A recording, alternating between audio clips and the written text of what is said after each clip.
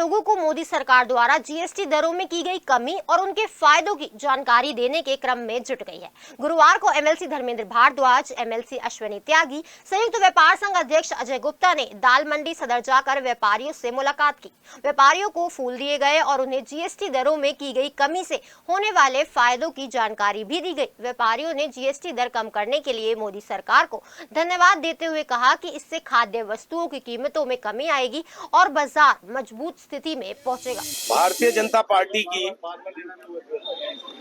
प्रधानमंत्री नरेंद्र मोदी जी के नेतृत्व में बनी हुई सरकार,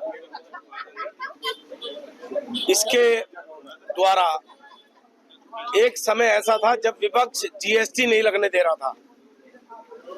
हर राज्य के अलग टैक्स थे, हर व्यापारी को हर राज्य में कार्यालय खोलना पड़ता था, स्टाफ रखना पड़ता था।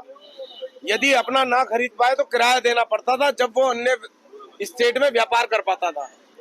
इस चीज को समझते हुए पूरे संघर्ष के साथ व्यापारियों और उपभोक्ताओं के हित में जीएसटी को मोदी सरकार ने लागू किया और उसकी प्रतिवर्ष बैठकें चलती रही।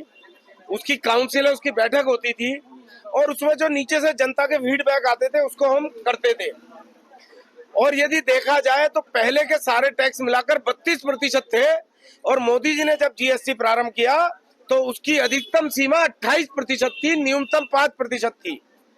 अब जब इसको इतने वर्ष हो गए, जीएसटी काउंसिल की बैठक होते हुए तो सरकार ने ये देखा कि हमारा व्यापारी और हमारा उपभोक्ता पूरे टैक्स को सरकार को दे रहा है, जिससे देश चलाने में, इस इंफ्रास्ट्रक्चर में बहुत मदद हो रही है। तब उन्होंने सोचा क्यों ना इसके स्लैब कम करके इसका सरलीकरण कर दिया जाए।